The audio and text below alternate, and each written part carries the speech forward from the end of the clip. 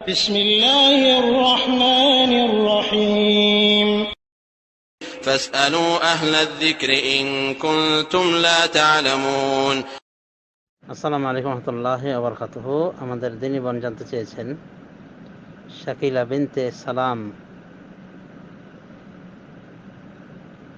তার জানার বিষয় হলো, শেখ, আমি কিছু টাকা ব্যবসার কাজে লাগাতে চাই, কিন্তু যাদের মাধ্যমে ব্যবসাটা করব তারা বলেছে যতই লাভ হোক তার মধ্যে লাখে 10,000 করে আমায় দিবে, বাকি লাভটা তাদের। এখন এভাবে লাভ নেওয়াটা কি বৈধ হবে?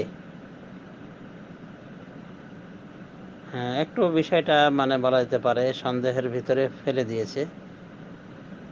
সে লাভ কতটুকু পায়? লাভ যদি সে পেয়ে থাকে 10,000-এর উপরে, যদি লাভের সে একটা অংশ হিসেবে দিতে চায় 10,000 টাকা, লাভ থেকে আর লস হলে দেবে না, বা লাভ লস উভয়ে গ্রহণ করবে, উভয়ে বহন করবে, তাহলে এটা বিধিসম্মত।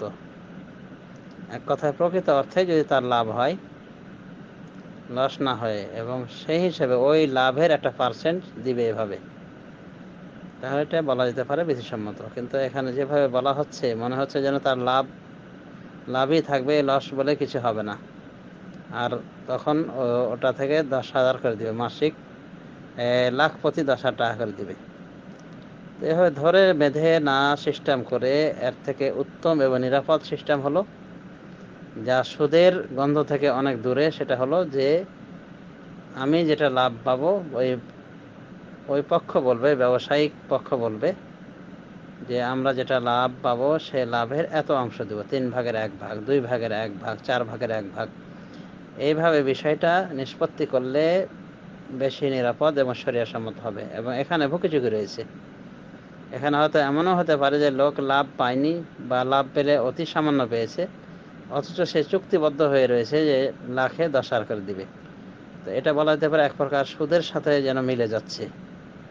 তো এ জাতীয় সন্দেহাত্মক বিষয় পরিত্যাগ করা একজন মুমিনের কর্তব্য, এবং যেটা শরীয়তসম্মত পথে যাতে কোনো সন্দেহ নেই, এই পথেই আসা উচিত। আর সেটা বলে দিয়েছি যে একটা পার্সেন্ট ধার্য করা উচিত, যে যেটা লাভ হবে সে লাভের এত অংশ দেব, 1/3, 2/1 ভাগ, 1/4 ইত্যাদি। এইভাবে ধার্য করলে এটা স্বচ্ছ হবে এবং নিরাপদ হবে, এবং সুদ থেকে বহু দূরে অবস্থান করবে এই মুআমালা। আল্লাহ রাব্বুল আলামিন আমাদের সবাইকে সন্দেহাত্মক বিষয় থেকে দূরে থাকা তৌফিক দান করুন।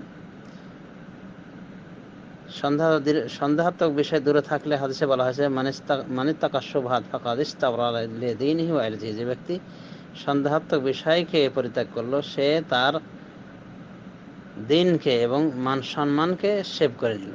বুখারী শরীফের হাদিস। অতএব সন্দেহ এড়িয়ে চলে আমাদেরকে, যাতে কোনো সন্দেহ নাই সেদিকে অবস্থান করা উচিত। আল্লাহ তৌফিক দান করুন।